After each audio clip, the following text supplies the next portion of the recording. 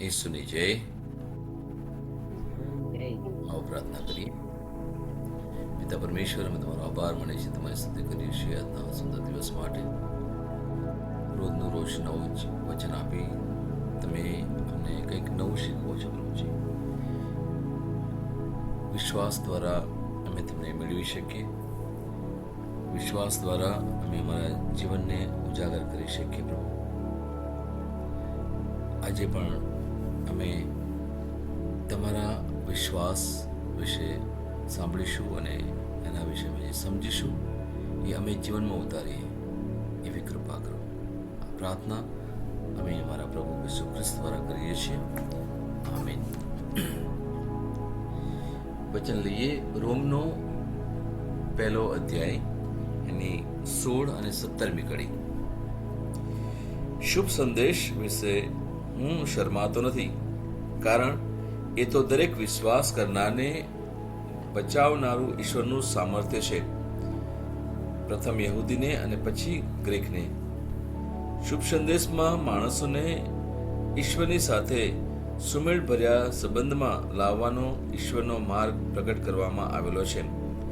એ તો આરામથી અંત સુધી વિશ્વાસથી જ શક્ય છે.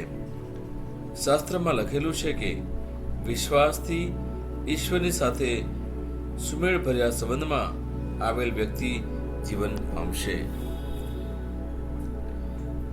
વલાઓ, આજનું જે વચન છે એ આપણને આખા શુભ સંદેશનો ગૂઢાર્થ બતાવે છે. અને સંત પાઉલ કહે છે એ પ્રમાણે કે શુભ સંદેશમાં માણસોને ઈશ્વરની સાથે સુમેળભર્યા સંબંધમાં લાવવાનો ઈશ્વરનો માર્ગ પ્રગટ કરવામાં આવે છે. કોના દ્વારા? સુમેળભર્યા સંબંધ જો રાખવો હોય આપણે ઈશ્વર સાથે તો એ છે વિશ્વાસ. આરામથી અંત સુધી ફક્ત વિશ્વાસ જ શક્ય છે. આરામ આપણે સૌ ઉત્પત્તિનો જો પહેલો અધ્યાય અને પહેલું વચન આપણે જોઈએ તો એમાં સુંદર રીતે વાત કરી છે. અને એ વચન ઉપર આપણે જો વિશ્વાસ મૂકીએ તો ખબર પડશે કે શું છે. આરંભમાં ઈશ્વરે આકાશ તથા પૃથ્વી ઉત્પન્ન કર્યા. અને કેવી રીતે ઉત્પન્ન કર્યા? ઈશ્વરે કહ્યું પ્રકાશ થાવ, એટલે પ્રકાશ થયો. પ્રકાશ થાવ અને પ્રકાશ થયો. ઈશ્વરે વિશ્વાસ કર્યો. અંધકાર હતો પણ અંધકાર વિશે પ્રભુ નહીં બોલ્યા. પ્રભુએ શું કહ્યું? પ્રકાશ થયો. પ્રભુની જે ઈચ્છા હતી એ બોલ્યા. જે દેખાતું હતું એના વિશે નહીં બોલ્યા. અને ઈશ્વર કેવી રીતે બોલ્યા? વિશ્વાસથી બોલ્યા. એમને ખાતરી હતી હું જો બોલીશ એ થશે જ, અને એ પ્રમાણે જ થયું. અને પછી એમ આપણે આગળ જોઈએ છીએ કે એમણે જે એમની ઈચ્છા હતી એમ બોલતા ગયા અને પછી ધીરે ધીરે આખી સૃષ્ટિનું સર્જન થયું. વિજ્ઞાન અલગ રીતે વાત કરે છે, પણ બાઇબલમાં જે વાત કરી છે આપણે એને માનીએ છીએ. કેટલા સમયમાં કેવી રીતે શું એની ઉપર આપણે જરા પણ આપણે વિચાર નથી કરતા અને કરવાની જરૂર પણ નથી. કેમ? કારણ કે ઈશ્વર આપણા વિચારથી પણ પર છે. આપણું જે મગજ છે બહુ જ નાનું મગજ છે, અને સૃષ્ટિની સાથે એમાં ક્યાંય આપણે એને સરખામણી ના કરી શકીએ. આપણે લાગે અહીંયા પૃથ્વી પર રહીને કે આપણે પૃથ્વી બહુ જ મોટી છે, પણ તમે બ્રહ્માંડમાં જાઓ તો એ ધૂળના એક કણ જેવી પૃથ્વી છે. જો તમે બ્રહ્માંડ વિશે વિચાર કરો અને એના વિશે તમે જો થોડું તો અભ્યાસ કરો તો ખબર પડશે કે આ જે ગેલેક્સી છે, ઉલ્કા આપણે કહીએ છીએ આપણે, એ ગેલેક્સીમાં પણ પૃથ્વી બહુ જ નાની લાગે. અને એવી તો 10,000 ગેલેક્સી આખા બ્રહ્માંડમાં છે. તો પૃથ્વી એક ધૂળનો કણ જેવી હોય તો પછી આપણું અસ્તિત્વ ક્યાં છે? અને છતાં પણ આપણે એટલા નાસીપાસ થયા કરીએ છીએ, એટલી બધી ઉથલ પાથલ થયા કરીએ છીએ આપણા જીવનમાં.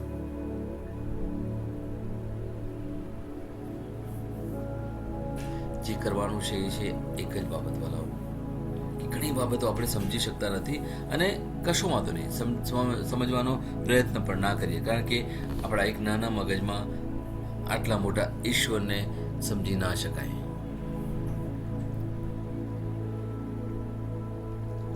એટલા જ માટે આપણે એક જ બાબત કરવાની છે, જે ફક્ત વિશ્વાસ કરવાનો છે પ્રભુમાં. જીવનમાં જે કંઈ થાય છે એ આપણે કહેવાય ને કે એનાથી ઉપર ઉઠીને એ પરિસ્થિતિને જોવા માટે જો પ્રયત્ન કરીશું ત્યારે ખબર પડશે કે આ પરિસ્થિતિ તો આવી છે તો પછી એક દિવસ જશે. ક્યારેય કોઈ પણ એવી વિપરીત પરિસ્થિતિ કાયમ માટે ના હોય, જો તમે વિશ્વાસ કરતા હોય પરમેશ્વરમાં. અને એટલા જ માટે અહીંયા વચન સુંદર પ્રમાણે કહે છે કે ન્યાય વિશ્વાસથી જીવશે. ઈશ્વર સાથે ન્યાયપણું એ ઈસુ ખ્રિસ્તમાં વિશ્વાસ દ્વારા પ્રાપ્ત થતી એક મફત ભેટ છે. ઈસુએ આપણને આ વિશ્વાસની ભેટ આપી છે. અને જે વિશ્વાસની ભેટ એટલે કે આપણા માનવના કોઈ પણ કાર્યોના લીધે નહીં.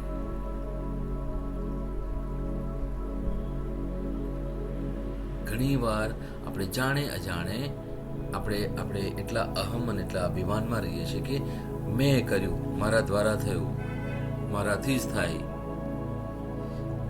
એવી એક વિચારસરણી જ્યારે મનમાં આપણે રાખીને ફરતા હોય ત્યારે આપણે ઈશ્વરને કોઈ સ્થાન નથી આપતા આપણા જીવનમાં.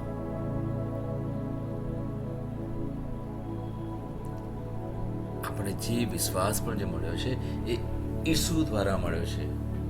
અહીંયા 3 બાબતો આપણે જોઈએ છીએ. પ્રભુનું ન્યાયપણું, જેઓ વિશ્વાસ કરે છે તેઓને કૃપાથી મળે છે. જે પણ આપણે ઈચ્છીએ છીએ એ ફક્ત વિશ્વાસથી મળે છે. બીજું છે શ્રદ્ધાથી શ્રદ્ધા સુધી અથવા શ્રદ્ધાથી શ્રદ્ધા માટે. અને શ્રદ્ધા શું છે? એ શરૂઆતનું એક બિંદ છે જે અંત સુધી વિશ્વાસ પ્રગટ કરે છે. જે સમયથી આપણી જીવનમાં કોઈક એવી પરિસ્થિતિ આવી, સારું હોય કે નરસું હોય, છતાં પણ આપણે એક વિશ્વાસ કર્યો છે અને અંત સુધી કંઈ પણ પરિસ્થિતિ આવી જાય આપણે વિશ્વાસથી ડગવાનું નથી. અને ત્રીજું છે ન્યાયીઓ વિશ્વાસથી જીવશે. જેઓ ઈશ્વર પરાયણ છે, જે ઈશ્વર ઉપર પોતાનો આધાર રાખે છે, તેઓ જીવશે, કારણ તેમનો વિશ્વાસ ઈશ્વર પર જ છે. દુનિયાની બાબતો ઉપર નહીં, વ્યક્તિઓ ઉપર નહીં, વસ્તુઓ ઉપર નહીં, પોતાની કારકિર્દી ઉપર નહીં. જે પણ મને મળ્યું છે આજે, હું પણ જે પણ છું એ ફક્ત ઈશ્વરના પ્રેમના લીધે જ છું. જ્યારે એ બાબત ઉપર આપણે વિશ્વાસ કરીએ છીએ ત્યારે આપણે શું કરીએ છીએ? આપણે એક ન્યાયીપણું જીવન જીવીએ છીએ, એક ઈશ્વર પરાયણ જીવન જીવીએ છીએ, અને એના દ્વારા જ આપણો બચાવ થઈ શકે. ઘણી વાર જો તમે અનુભવ કર્યો હોય કે તમે કદાચ ઉદાસ હોય કે નિરાશ હોય અને ત્યાં જ કોઈ ઈશ્વરનું વચન તમારા કાને આવે, અથવા કોઈ એવું ભજન તમે સાંભળતા હોય, અથવા કોઈને પ્રવચન તમે સાંભળ્યું હોય, અને ત્યાં એકદમ તમારું જે નિરાશા હોય કે ઉદાસીનતા હોય કે દુઃખ હોય તરત જ દૂર થઈ જાય. કેમ? કારણ કે તમારી જે શંકા છે, અવિશ્વાસ છે, એ દૂર થઈ જાય અને તમે પ્રેમનો અનુભવ કરો, ઈશ્વરના પ્રેમનો અનુભવ કરો. તો પ્રભુ તમને કંઈક યાદ દેવડાવે એવું કે મેં તારા માટે શું કર્યું. અને સૌથી મોટી જો યાદ આપણે કરી શકીએ એ છે ક્રુસની યાદ. ઈસુએ મારા માટે શું કર્યું ક્રુસ ઉપર. એમણે જે વેઠ્યું એમની જગ્યાએ આ મારું દુઃખ તો કશું જ ના કહેવાય. આટલો પણ જો અનુભવ આપણે કરીએ ને તો આપણે સાચા અર્થમાં શાંત અને આનંદિત રહીશું. એક વચન લઈએ, હબાકુક 2 અધ્યાય એની 4 કડી લઈએ. અને સંદેશ તો એવો છે દુષ્ટો બચી જશે નહીં, પણ જેવો ઈશ્વર પરાયણ છે તેવો જીવશે, કારણ તેમનો વિશ્વાસ ઈશ્વર પર છે. જે મેં તમને વાત કરી એ પ્રમાણે આ હબાકુકના પુસ્તકમાં પણ આ પ્રમાણે જ લખ્યું છે. જે ઈશ્વર પરાયણ છે, ઈશ્વરને જ હંમેશા આગળ રાખે છે. ઈશ્વર જ મારા મધ્યસ્થી, બીજું કોઈ જ નહીં, દુનિયાની કોઈ પણ બાબત નહીં, મારી વિચારસરણી પણ નહીં. અને એ પ્રમાણે જ્યારે આપણે જીવીએ ત્યારે જોઈશું કે ગમે તેવી પરિસ્થિતિ હશે છતાં પણ આપણે ઈશ્વરમાં આનંદમય રહીશું.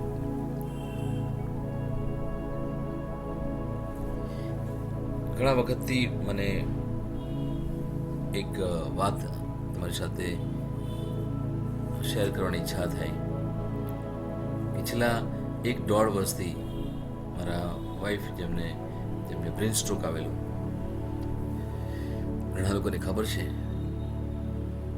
અને એના લીધે શું થયું કે મારો જે બિઝનેસ હતો એ એકદમ બંધ થઈ ગયો. એકચ્યુઅલી કે સ્ટુડન્ટ્સ પણ આવતા બંધ થઈ ગયા, અને સ્ટુડન્ટ્સ ના આવે એટલે આવક પણ આવવાને બંધ થઈ ગઈ. મારે ઘણા બધા EMI ભરવાના હતા, બાળકોની સ્કૂલની ફીસ ભરવાની,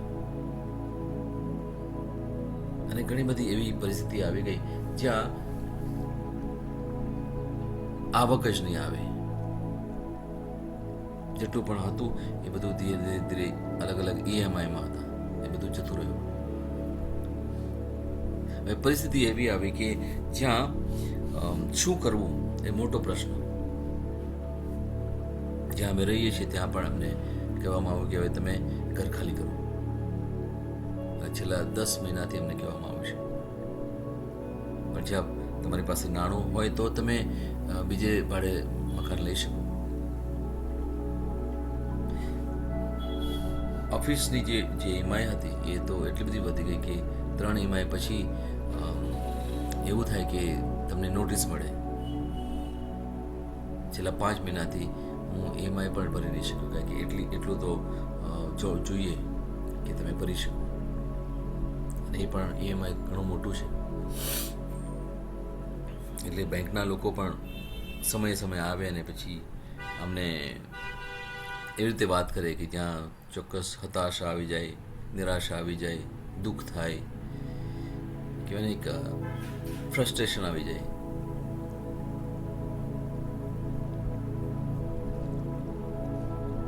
પરિસ્થિતિ એવી કે ઘરમાં કોઈ એક વ્યક્તિ થોડી બીમાર જેવી છે, નાણાંની એટલી સગવડ છે નહીં, જે કહેવાય ને કે બેઝિક જે નેસેસિટી કહેવાય, જે મૂળભૂત જે જરૂરિયાત છે એમાં જ જ્યારે તકલીફ આવે ત્યારે તમે સમજી શકો કે કેવી પરિસ્થિતિ, એવા એક સ્થાને આવીને તમે ઊભા રહો જ્યાં તમને ક્યાંય પણ કોઈ આરો ના દેખાય. અને આ પરિસ્થિતિમાં મક્કમ ઊભા રહેવાનું બહુ જ તકલીફ પડે, બહુ જ તકલીફ.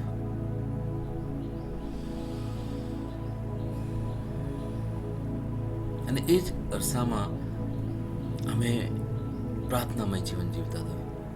આજે પણ જીવીએ છીએ. કૌટુંબિક પ્રાર્થના, વ્યક્તિગત પ્રાર્થના, મનન ચિંતન, બાઇબલનું વાંચન. અને આ દ્વારા અમે શું કરીએ છીએ? ફક્ત ઈશ્વર પર ભરોસો રાખીએ છીએ. પ્રભુ, મારા હાથમાં કશું છે નહીં. મારા દ્વારા મેં ઘણા બધા પ્રયત્નો પણ કર્યા, અને છતાં પણ થોડું કંઈ મળ્યું મને. પણ એથી વધારે અત્યારે મને જે જરૂરિયાત છે એ તો પૂરી થતી નથી. એક યા બીજી રીતે અમે પ્રયત્ન કરીને અમારો જીવન વ્યવહાર તો ચલાવતા હતા. એક સમય પણ આવ્યો જ્યારે બેંકમાં ફક્ત કહેવાય ને કે 2 ફિગરની રકમ હતી. પૂરા 100 રૂપિયા પણ પૂરતા નહીં. તમે વિચારી શકો કે રોજનું જમવાનું કેવી રીતે. પણ જ્યારે પણ અમે અમે જઈએ બહાર, કોઈને ખબર પણ ના પડે કે અમે આવી પરિસ્થિતિમાંથી પસાર થઈ રહ્યા છીએ. કોઈને પણ ખબર ના પડે, આડોશી પડોશીને પણ ખબર નહીં, મારા સગાવાલામાં પણ કોઈને ખબર નહીં, મારા કોઈ મિત્રોમાં ખબર નહીં, અમારા ચર્ચમાં પણ કોઈને ખબર નહીં. કારણ કે અમે એવી રીતે જઈએ કે જ્યારે અમે તો કહેવાય ને કે અમારી પાસે બધું છે, પ્રભુએ બધું પૂરું પાડ્યું છે, અમે સુખી છીએ, સક્ષમ છીએ. દુનિયાવી રીતે જ્યારે જોઈએ તો ખબર પડે કે કેટલી વિપરીત પરિસ્થિતિ છે. અને એ સમયે જો હું હતાશ થઈ જાઉં કે નિરાશ થઈ જાઉં, દુઃખી થઈ જાઉં કે ડિપ્રેશનમાં આવી જાઉં તો ચોક્કસ યોગ્ય છે. દુનિયાવી રીતે કોઈ પણ કહે છે કે હા બીમાર થઈ જાઉં તો પણ કોઈ કહે છે કે હા આટલી બધી પરિસ્થિતિ ખરાબ હોય તો ચોક્કસ ઘણી બધી એવી બીમારી આવી શકે કે માનસિક રીતે તમે બીમાર થઈ જાઓ, નાસીપાસ થઈ જાઓ. પણ આ પરિસ્થિતિમાં અમે કર્યું શું? અમે ફક્ત ઈશ્વરનો હાથ પકડ્યો.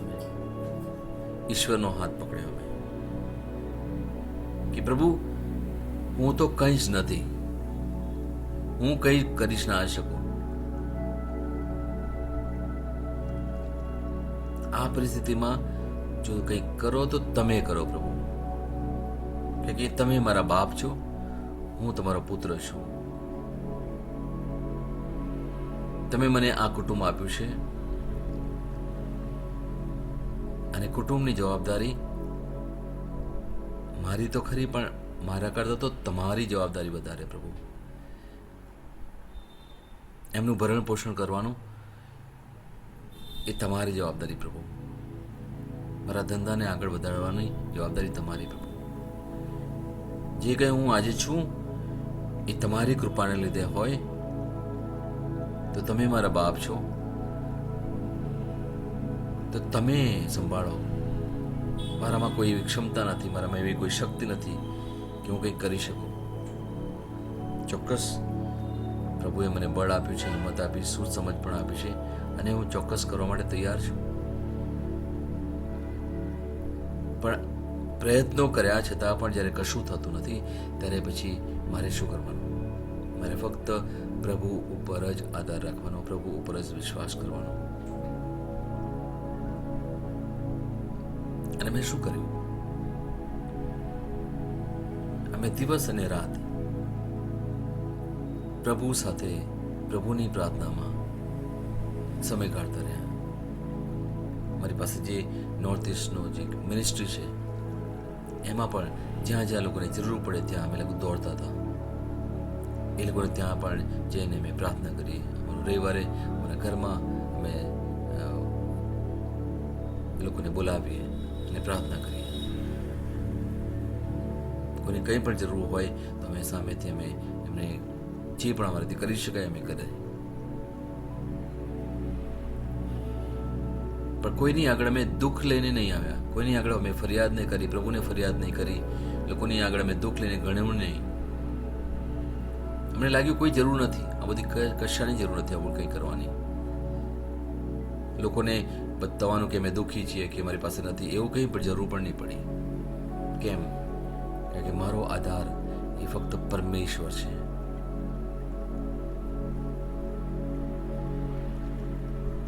મારા કુટુંબમાં બધા સક્ષમ છે, બધા સક્ષમ છે. પણ ક્યારે એક સમય આવ્યો કે મેં ક્યાંય નહીં કોઈની આગળ હાથ લાંબો નહીં કર્યો. મેં કહ્યું મારે નથી કરવું. હું હાથ લાંબો કરું, આજે જે કરું તો ફક્ત ઈશ્વર આગળ, બાકી મારે કોઈ વ્યક્તિની સામે મારે હાથ લાંબો કરવો પણ નથી અને કોઈને આગળ મારે મારા વિશે કઈ વાત કરવી પણ નથી. આ પરિસ્થિતિ જે પણ છે એમાં પરમેશ્વર મને મજબૂત બનાવે છે. મને ખાતરી છે પરમેશ્વર મારી સાથે છે. તો મારે કોઈ પણ બાબતથી ડરવાનું નથી, કોઈ પણ બાબતથી શંકા કરવાની નથી કે અવિશ્વાસ પણ નથી કરવાનો. હું વિશ્વાસથી મક્કમ છું અને એટલા જ માટે પ્રભુએ અમને બધાને શાંત રાખ્યા છે, આનંદિત રાખ્યા છે.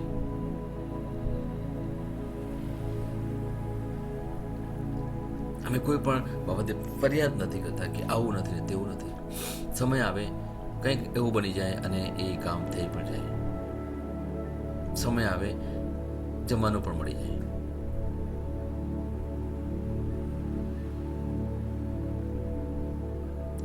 આમાં ઘણી બધી એવી બાબતો કહી શકું, પણ પરિસ્થિતિ જે મેં તમને થોડી ઘણી વર્ણવી એનાથી એક અંદાજ આવી જાય કે આટલી વિપરીત જો પરિસ્થિતિ હોય અને એમાં પણ મક્કમપણે ઊભા રહેવું એ આપણા હાથની વાત નથી. એ ફક્ત ઈશ્વરની કૃપાના લીધે જ આ કરી શકીએ. ઈશ્વરની કૃપા.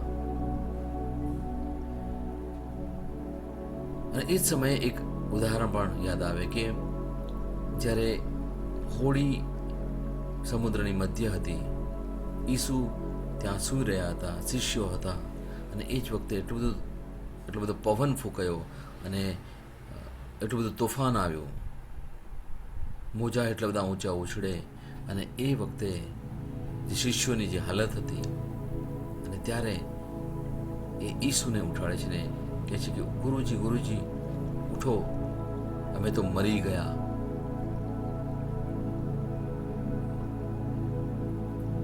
આ શબ્દો છે બાઇબલમાં, બધા ચોખ્ખા શબ્દો લખ્યા છે.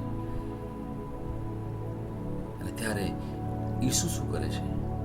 ઈસુ શાંતિથી ઊભા થાય છે અને પવનને શાંત કરે છે, અને મોજા પણ શાંત થઈ જાય છે. અને ઈસુ શિષ્યોને ઠપકો આપે છે કે તમે શંકા કેમ લાવ્યા? તમે જોયું નહીં કે મેં થોડા સમય પહેલા જ કેવો મોટો ચમત્કાર કર્યો, લોકોને જમાડ્યા, કેટલા બધા લોકોને.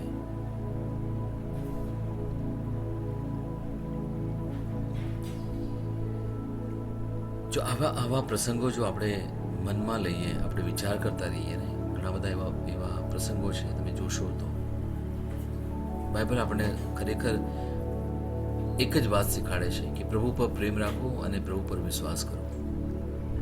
આટલું જ શીખવાડે. તમારી કોઈ પણ પરિસ્થિતિ હોય, પ્રભુ આપણને આટલું જ શીખવાડે છે, ઈશ્વર પર પ્રેમ રાખો અને એમની પર એટલો બધો ભરોસો રાખો કે તમને 100% ખાતરી હોવી જોઈએ કે આ પરિસ્થિતિમાંથી પ્રભુ ચોક્કસ ઉગારશે જ. પણ જે પરિસ્થિતિ છે એમાં આપણે મક્કમ રહેવાનું છે, આપણા વિશ્વાસને મજબૂત કરવાનો છે. પ્રભુ આપણને આટલું જ ઈચ્છે છે. આ વચનો દ્વારા આપણે એક યાકૂબનો જો પહેલો પત્ર લઈએ અને એની 7મું અને 8મું વચન લઈએ. યાકૂબનો પહેલો અધ્યાય એનું 7મું અને 8મું વચન. એવો માણસ નથી નિર્ણય કરી શકતો કે નથી તેના વ્યવહાર વર્તનમાં સ્થિર રહી શકતો. એવો માણસ દંભી છે, પ્રભુ તેને કંઈ આપશે તેવી ધારણા તેણે રાખવી જોઈએ નહીં. આ કોના વિશે વાત કરે છે? જો છઠ્ઠું વચન વાંચો તો ખબર પડશે. તમારે વિશ્વાસપૂર્વક પ્રાર્થના કરવી જોઈએ અને શંકા લાવવી જોઈએ નહીં. શંકાશીલ માણસ પવનથી ઉછળતા દરિયાના મોજા જેવો અસ્થિર છે. આ જે વચન આપણી પાસે છે વાલાઓ, એ આજે આપણને જે શીખવે છે આ છે, જીવનમાં પરિસ્થિતિ આવશે, ચોક્કસ આવશે, પણ આપણી પાસે પ્રભુ છે એ બાબતથી તો આપણે સભાન થવાની જરૂર છે વાલાઓ. જેની પાસે કશું જ આરો નથી. કહેવાય ને કે હિન્દીમાં બહુ સરસ એક કહેવત છે, ડૂબતે કો તિનકે કા સહારા. જે વ્યક્તિ ડૂબી રહ્યું હોય એને એક તણખલું મળી જાય ને, એનો એક સહારો મળી જાય. આપણી પાસે ખાલી તણખલું નથી, આપણી પાસે એક મોટી હોડી છે. તમે ડૂબતા હોય ને એક હોડી તમને બચાવવા માટે આવી જાય અને પછી તમને હોડીમાં લઈ લે, બચી ગયા તમે ચોક્કસ. એના જેવા જ આપણી પાસે પ્રભુ ઈસુ ખ્રિસ્ત છે મારા વાલાઓ. આપણે જે પ્રભુ છે એ જીવંત પ્રભુ છે. આપણા પ્રભુ જેટલા મહાન છે સદા સર્વદા આપણી સાથે ને પાસે છે. એ પ્રભુ પર આપણે ફક્ત વિશ્વાસ કરવાનો છે. અને મેં વચન કહ્યું એ પ્રમાણે કે વિશ્વાસ આપણી પાસે જે છે એ આપણો વિશ્વાસ નથી ભલાવો. આ પ્રભુ ઈસુની કૃપાના લીધે આપણને વિશ્વાસ મળ્યો છે. એટલે જોવા જઈએ તો આપણી પાસે આપણું કશું જ નથી. આપણી પાસે જે કંઈ છે એ પ્રભુની દેન છે, પ્રભુની ભેટ છે. તો પછી થોડા સમય માટે કશું જતું રહ્યું હોય અથવા કશું ના હોય તો એની ઉપર આપણે શંકા લાવીને આપણે કેમ નાસીપાસ થઈએ? કહેવાનો અર્થ આ છે મારા વાલા છે. એક જ વાત આપણે ધ્યાનમાં રાખવાની છે કે ઈશ્વર ઉપર જે ભરોસો રાખીએ ત્યારે 50-50 નહીં, 50-50% જેવું નહીં, આપણે પૂરેપૂરો વિશ્વાસ રાખીએ. બળબડાટ ના કરીએ, મનને પણ અસ્વસ્થ ના થવા દઈએ, બે બાકડા ના થઈએ મારા વાલા, બે મનના ના રહીએ. પ્રભુ આપણી પાસે આ ઈચ્છે છે. અહીંયા એક બાબત આપણે સમજવાની ખાસ જરૂર છે વાલાઓ, એ છે ઈશ્વરે તમારા માટે સુંદર મોટી યોજના ઘડી છે. આ બાબત ઉપર આપણે આનંદિત થવાનું છે. આ બાબત ઉપર આપણે શાંત રહેવાનું છે કે ઈશ્વરની એક મોટી યોજના છે, એ આપણને સંપૂર્ણ આનંદ આપનાર છે. અને ધ્યાન એ રાખવાનું છે વાલાઓ કે શૈતાન આપણો આ આનંદ અને શાંતિ લઈ ના જાય. આપણને ઈશ્વર ઉપર જે ધ્યાન રાખ્યું છે એનાથી આપણે ભટકાવી ના દે. એનાથી આપણે બહુ સાવધાન રહેવાની જરૂર છે વાલાઓ. જે ખ્રિસ્તની આજ્ઞાધીનતામાં અથવા ખ્રિસ્તના જ્ઞાનમાં આડે આવતી કોઈ પણ બાબત છે, કોઈ પણ તર્ક વિતર્ક છે, કોઈ પણ દુનિયાવી વિચારસરણી છે, કોઈ અયોગ્ય લાગણી છે, અવિશ્વાસની જે લાગણી છે, એ બાબતથી આપણને શૈતાન આપણને ઈશ્વરથી દૂર ના કરે, એનાથી આપણે દરેકે દરેક ક્ષણે ધ્યાન રાખવાનું છે. એનાથી સભાન થવાની જરૂર છે વાલાઓ. અને આપણે કોઈ પણ રીતે ઈશ્વરના પ્રેમ અને વિશ્વાસમાં મક્કમ રહીએ, જોડાયેલા રહીએ. એ આપણું રોજનું કાર્ય હોવું જોઈએ. Praise the lord. આવો આપણે વચનોની ઘોષણા કરીએ. તમે એ રીતે બોલો કે અર્થપૂર્ણ રહે. 14મો દિવસ વિશ્વાસ ઘોષણા. હું જાહેર કરું છું કે હું મારા શબ્દનો ઉપયોગ લોકોને આશીર્વાદ આપવા માટે કરું છું. હું મારા કુટુંબ, મિત્રો, પ્રિયજનોની તરફેણ અને વિજય બોલું છું. હું તેમને કહું છું, હું તમને પ્રેમ કરું છું.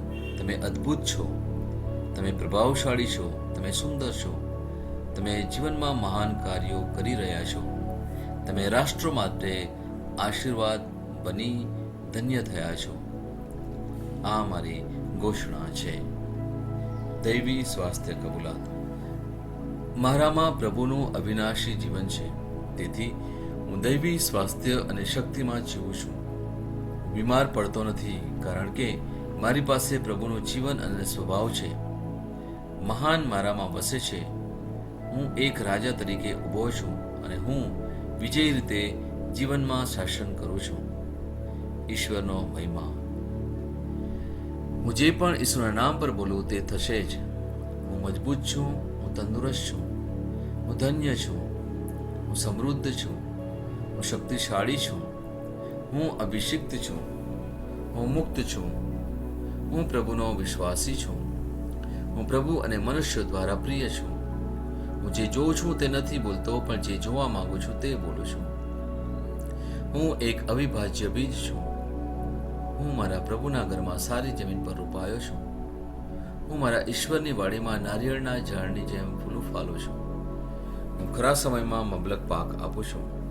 હું પ્રભુમાં તાજા લીલા વૃક્ષો જેવો છું. હું વૃદ્ધાવસ્થામાં પણ ફળદાયક રહીશ. મારા પાન કદી નહીં કરમાય. હું જે પણ પ્રભુ ઈસુના નામમાં કામ કરીશ તેમાં સફળ થઈશ. ઈસુના નામમાં વસ્તુઓ હંમેશા મારા માટે કામ કરી રહી છે. હું ખ્રિસ્ત ઈસુમાં દરેક આત્મિક આશીર્વાદ મેળવનાર છું. હું મારા મનને ખ્રિસ્તના મન જેવું સંપૂર્ણ થવાનું કહું છું અને તેને નિર્દેશ આપું છું કે તે પ્રભુના વચનો દ્વારા ચાલે. હું મારા રજ્જુ અને ચેતાને જીવનની વાત કરું છું. હું મારા સ્નાયુઓ અને અસ્થિબંધન માટે તાકાત બોલું છું. હું મારા હૃદય સાથે જીવન શક્તિની વાત કરું છું. હું સામાન્ય શ્વાસની પ્રક્રિયા જાળવવા માટે મારા ફેફસા અને પેશીઓ સાથે વાત કરું છું. હું મારી કિડની, યકૃત અને સ્વાદુપિંડને સંપૂર્ણ સ્વાસ્થ્ય અર્પું છું. મારા લોહીના દરેક કોષમાં જીવન છે. મારા હાડકાં સાદા અને નાજુક અસ્થિઓ ગોઠવાયેલા, મજબૂત અને મક્કમ છે. મારી આંગળીઓ ઉત્તમ રીતે કાર્ય કરે છે. મારી આંખોનું તેજ સારું છે. મારા કાન શ્રેષ્ઠ રીતે કાર્ય કરે છે. મારી ત્વચા નવા જન્મેલા બાળક અને ઈશ્વરની સુંદરતા જેવી મુલાયમ અને તંદુરસ્ત છે. મારા વાળના મૂળ સજ્જડ છે. હું મારા વાળને મજબૂત રહેવાનો આદેશ આપું છું અને જ્યાં વૃદ્ધિની જરૂર હોય ત્યાં હું વાળ ઉગવાનું કહું છું. મારા દાંત, અવાળા, જડબા, રક્તવાહિની બધું જ સ્વસ્થ, મજબૂત અને સંપૂર્ણ છે. મારા બધા હોર્મોન્સ અને ન્યુરોકેમિકલ ટ્રાન્સમીટર એકબીજા સાથે સંપૂર્ણ સુમેળમાં છે અને તેમના કાર્યોને સામાન્ય રીતે ચલાવી રહ્યા છે. મારું પાચન તંત્ર તંદુરસ્ત છે. તમામ ખોરાકને પચાવવા સક્ષમ છે. હું ખ્રિસ્તની આજ્ઞાપાલનમાં તમામ પ્રકારના વ્યસનો, માદક દ્રવ્યો, ખાવું પીવું, મીડિયા, વિલંબ, ગપશપ, આળસ, અતિશય ઊંઘ, સુસ્તી, અનિવાર્ય ખરીદી અને દરેક પ્રકારનો અતિશય વપરાશ તમામને કાબૂમાં લઉં છું. જેમ ઈસુ છે તેવો જ હું છું. મારી પ્રજનન પ્રણાલી પૂરતી માત્રામાં અને સારી ગતિશીલતા દ્વારા શુક્રાણુનું ઉત્પાદન અને જમા કરી રહી છે. બહેનો માટે મારી પ્રજનન પ્રણાલી સમયસર ઈંડા કોષો ઉત્પન્ન કરે છે તથા જન્મ સુધી ગર્ભનું રક્ષણ અને પોષણ કરે છે. મારા અંગની દરેક પેશીઓ સંપૂર્ણ રીતે કાર્ય કરે છે અને હું મારા શરીરમાં કોઈ પણ ખામી કે ખોડખાપણને નકારું છું. મારી સંપૂર્ણ માનવ શરીર રચના અને શરીર વિજ્ઞાન ખ્રિસ્ત ઈસુમાં પૂર્ણ થયેલ છે. ઈસુના નામે હાલેલુયા, આમેન. ઈશ્વર પિતા મને પ્રેમ કરે છે, હું જાણું છું. ઈશ્વર પુત્ર મને પ્રેમ કરે છે, હું જાણું છું. ઈશ્વર આત્મા મને પ્રેમ કરે છે, હું જાણું છું. ઈસુની જય. Hallelujah, hallelujah, hallelujah, hallelujah, hallelujah, hallelujah, hallelujah, hallelujah, hallelujah, hallelujah, hallelujah, hallelujah. Hallelujah લખરામા શબારબા ખરા ખરામા શરીરે શેરે બેશે બેરે ખેરે બેશે કરે બલા ખરામા શેરે કરે કરે ઓલાલિયા રબાબા શેરે મે ખેરે બલા ખરામા શોતરી બેબે શેરે બે ખરામા ખરામા કલા કલામા કરે કરે લાબરબા ખરામા શેરે બેશે બેરે બેશે કરે રે શેરે બેશે બેરે બલા ખલામા શેરે મે તારમા હા કરે કરે મે શેલો કરે બે બર શરબા શેકે હાલેલુયા રબા શબર ખેરે મે શેરે બેલા ખરામા શેરે શેરે રે શેરે બે શબર બખલામા ખરામા શેરે કરે કરે ઓલાલિયા લબા ખરામા શેરે કરે કરે જે કરે કરે મે શેરે બેલા ખરામા ખરામા ખેરે કરે કરે મે શેરે કરે મે શેરે કે લાબરબા શબર ખેરે મે શેરે કરે કરે શેરે જે કરે કરે મે શેરે બેલા બખરામા શેરે ખેરે મે શેરે લાહાલામા ખેરે મે શેરે રે શેરે બે શેરે બારા ખરામા શેરે કરે કરે મે શેરે લારા બાશા બારે ખેરે હે દે દે શેરે બે શેરે બે શેરે બે શાબરા બાકલામા શેરે શેરે રે શેરે કરે મે શેકો લાબા હા ખરામા શેરે ખેરે ખેરે મે શેકો લામા ખેરે મતલા મા ખેરે મે કિલો બર ખેરે મે તલે શેરે મે કિલો મે શેતરા લીબારા માતર મકિનમા હાતારા મા કિલો કરે મે તેરે કે બાશા બાલે કરે બિશારા મા કતોરે મે કરે બિશકે લારા રે બારા બાશા બાય ખેરે મે ખિતમા શનીર કે માલા કરમાં તોતી બારા બખરામા શેરે બેલા કરમાં તોને કામા તેરે કરે શેલે કરે તેર મા શતયા લાબરા તેરે વે હે કરે મે શીલા રા માતરો કે મંદિરો કરમાં કરમાં કે તોરે hallelujah hallelujah hallelujah thank you Jesus praise you thank you praise you hallelujah thank you Jesus. પિતા પરમેશ્વરનો જય હો, ખ્રિસ્ત ઈશુનો જય હો, પવિત્ર આત્માનો જય હો, પવિત્ર ત્રૈક્યનો જય હો, ઈસુની જય.